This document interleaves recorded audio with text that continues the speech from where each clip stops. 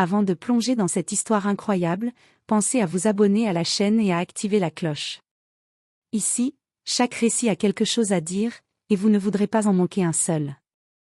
À Manhattan, au cœur du quartier financier, se dressait un immeuble de verre et d'acier, symbole du pouvoir et de l'élite. Dans ce lieu étincelant et froid, chaque employé avait sa place, et chaque statut était respecté, ou du moins prétendument. Parmi tous ces cadres en costume et ses assistants pressés, se trouvait David Johnson, le concierge de l'immeuble. David n'était pas un concierge ordinaire. Il était méticuleusement propre, toujours ponctuel, et doté d'un calme presque surnaturel. Pourtant, à cause de sa peau noire et de son uniforme modeste, certains employés et même la direction le regardaient avec condescendance.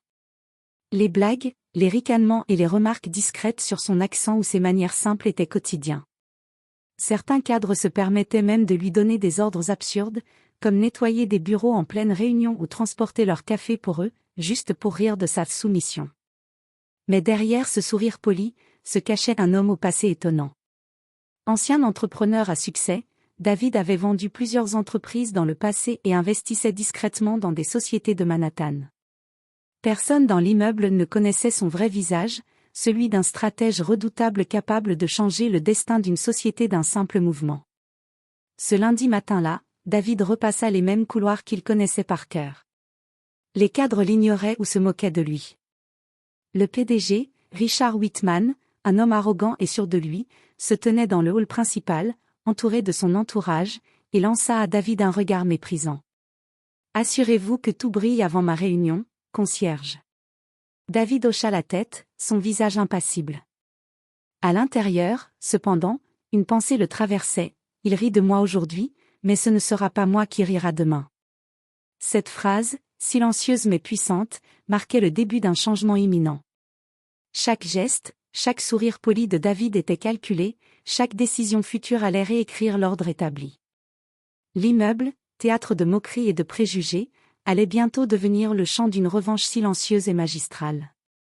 Le lundi matin dans l'immeuble de Manhattan avait une routine presque ritualisée. Les ascenseurs bourdonnaient, les costumes impeccables glissaient sur les sols brillants, et le parfum du café frais remplissait les bureaux.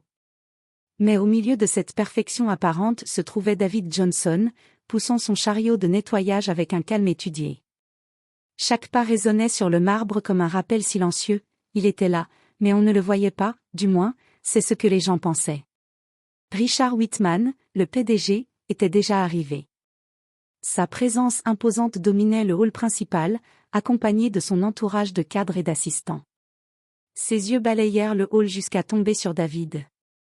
Un rictus de dédain se dessina sur ses lèvres. « Assurez-vous que ce hall brille avant ma réunion, Johnson. Et ne faites pas d'erreur cette fois. » Les assistants chuchotaient derrière leurs mains. « Regarde-le, il pousse son chariot comme un gamin. On dirait presque qu'il est content d'être là. » David hocha la tête, son sourire poli masquant parfaitement son irritation intérieure.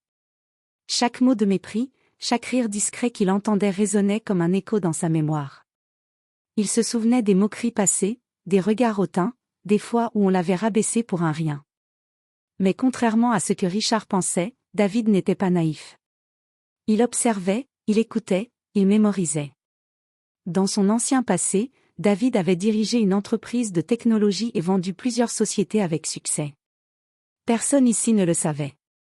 Personne n'imaginait qu'il pouvait, en un instant, inverser les rôles et devenir celui qui prendrait les décisions, même pour Richard Whitman lui-même. Alors qu'il passait l'aspirateur dans le couloir principal, un cadre jeune et arrogant tenta une provocation. « Et Johnson, tu comptes nettoyer toute la ville ou juste nos bureaux ?» David leva les yeux vers lui, immobile un instant, puis répondit calmement, presque comme une prédiction. « Je nettoie ce que vous pensez insignifiant, mais un jour, vous verrez que ce n'est jamais insignifiant. » Le jeune homme éclata de rire, croyant à une simple plaisanterie. Mais ce sourire, ce calme, cette retenue, c'était le début d'une tempête silencieuse qui allait changer leur monde.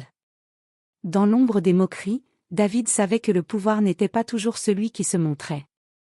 Et il patientait, comme un stratège derrière un échiquier, attendant le moment exact pour déplacer la pièce qui ferait tomber le roi arrogant de l'immeuble. Les semaines suivantes se déroulèrent comme un ballet minutieusement orchestré. Chaque matin, David poussait son chariot, balayant les couloirs et essuyant les surfaces avec une précision presque obsessionnelle. Mais ce que personne ne voyait, c'était la partie invisible de sa vie. Derrière son uniforme, il était en train de bâtir un plan capable de faire trembler l'immeuble tout entier. David avait acquis discrètement des parts de l'entreprise de Richard Whitman grâce à des investissements intelligents et invisibles. Il avait étudié les finances, repéré les failles de la direction, et même analysé les préférences et les faiblesses du conseil d'administration. Chaque moquerie, chaque rire à son égard, chaque ordre ridicule qu'on lui avait donné avait été enregistré dans sa mémoire, comme des pièces de puzzle pour un jeu de stratégie. Un jeudi, lors d'une réception organisée dans l'immeuble pour célébrer un contrat majeur, Richard se montra dans toute sa morgue habituelle. Il humilia un jeune stagiaire noir en public, le ridiculisant pour un simple oubli. Les invités rirent, certains nerveusement, d'autres pour se sentir supérieurs. David, qui passait avec son chariot de nettoyage, observait la scène avec un calme presque glacial.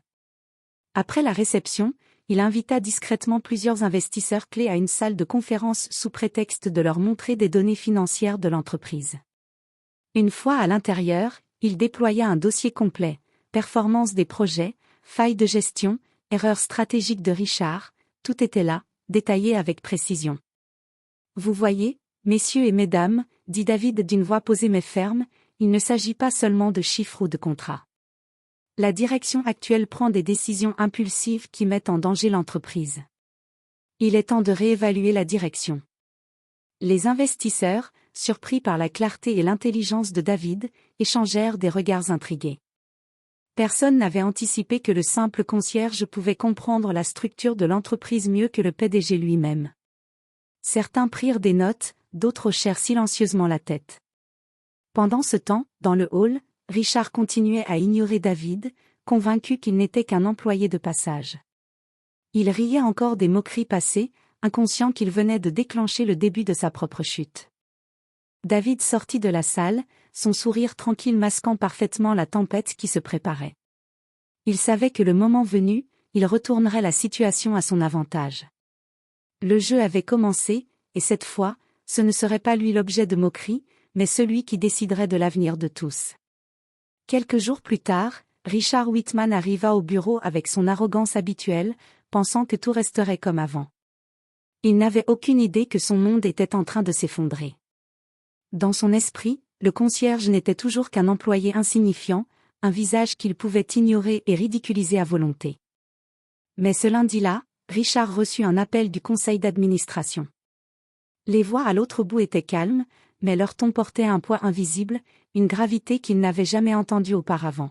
« Richard, nous avons examiné la situation financière et la gestion de l'entreprise. Il est temps de discuter de changements majeurs. » Richard, pensant à une réorganisation mineure, se dirigea vers la salle de réunion sans se douter de la surprise qui l'attendait. En entrant, il fut frappé par la présence inattendue de plusieurs investisseurs clés qu'il connaissait à peine. Et là, à la tête de la table, se tenait David Johnson, le concierge qu'il avait ignoré et humilié pendant des années. « Vous êtes le concierge » balbutia Richard, incapable de cacher sa stupéfaction. « Oui, Richard » répondit David calmement, ses yeux noirs pénétrants fixant le PDG. « Et aujourd'hui, je suis celui qui va diriger la société. » Un silence glacé s'abattit sur la salle. Les cadres qui avaient autrefois ri des moqueries de David échangèrent des regards incrédules et nerveux. Les investisseurs confirmaient le vote, Richard était relevé de ses fonctions, et David prenait le contrôle, légalement et irrévocablement. Richard tenta de protester, de contester la décision, mais chaque argument tombait à plat. Les documents étaient en règle, les parts de David validées par les avocats et approuvées par le conseil. La moquerie s'était retournée contre lui, de la manière la plus humiliante possible. David, avec son calme implacable, continua. « Vous avez ri de moi. Vous avez cru que je ne voyais pas vos petites humiliations, vos préjugés et vos erreurs. Mais sous ce chariot de nettoyage se trouvait quelqu'un capable de comprendre et de diriger mieux que quiconque ici. » Richard, figé, sentit le sol se dérober sous ses pieds. L'homme qu'il avait toujours méprisé venait de le dépasser de la manière la plus éclatante. Et dans ce silence lourd de tension, David savait que le vrai changement ne faisait que commencer. Les jours qui suivirent le renversement de Richard Whitman furent silencieusement explosifs. Dans l'immeuble de Manhattan, la rumeur circulait comme une traînée de poudre, le concierge était devenu le patron. Ceux qui avaient autrefois ri, se moqué et humilié David sentaient maintenant le poids de leur arrogance. Les couloirs autrefois remplis de moqueries étaient désormais parcourus par un murmure respectueux, mêlé à la peur de la prochaine humiliation. David ne céda pas à la vengeance immédiate. Il savait que la vraie puissance ne résidait pas dans la colère, mais dans la justice et la stratégie. Il commença par réorganiser l'entreprise. Les cadres compétents mais négligés furent promus. Les employés talentueux, autrefois ignorés ou ridiculisés, reçurent des responsabilités et des opportunités inédites. Ceux qui avaient été cruels furent confrontés à leurs propres erreurs de manière subtile mais implacable, leurs projets échouèrent, leurs décisions furent contestées, et chaque geste arrogant avait désormais une conséquence directe. Richard Whitman, humilié publiquement mais légalement impuissant, fut relégué à un rôle symbolique pour préserver son image, mais sa réputation avait déjà été détruite. Les investisseurs et employés comprirent rapidement que David n'était pas seulement un homme de pouvoir, mais un leader visionnaire. David, en observateur calme, remarquait chaque changement, chaque sourire nouveau des employés, chaque regard de respect qu'ils recevaient enfin. Il n'avait jamais cherché la vengeance gratuite, il voulait seulement montrer que l'intelligence, la patience et la compétence surpassaient toujours la moquerie et le préjugé. Un matin, alors qu'il traversait le hall qu'il avait autrefois nettoyé, un jeune employé osa s'approcher et lui dire : « Merci, Monsieur Johnson, pour tout ce que vous avez fait. » David sourit, mais ce sourire n'était pas celui d'un homme triomphant. C'était le sourire d'un stratège qui savait que le vrai respect se gagne avec le temps et les actions, pas avec des mots. Le hall autrefois lieu de moquerie était devenu un symbole de justice silencieuse. David avait prouvé à tous que sous-estimer quelqu'un pouvait être une erreur catastrophique, et que chaque rire cruel pouvait un jour se transformer en leçon magistrale. Et ainsi, le concierge qui avait été ridiculisé devint celui que tout le monde respectait, non pas par peur, mais par admiration.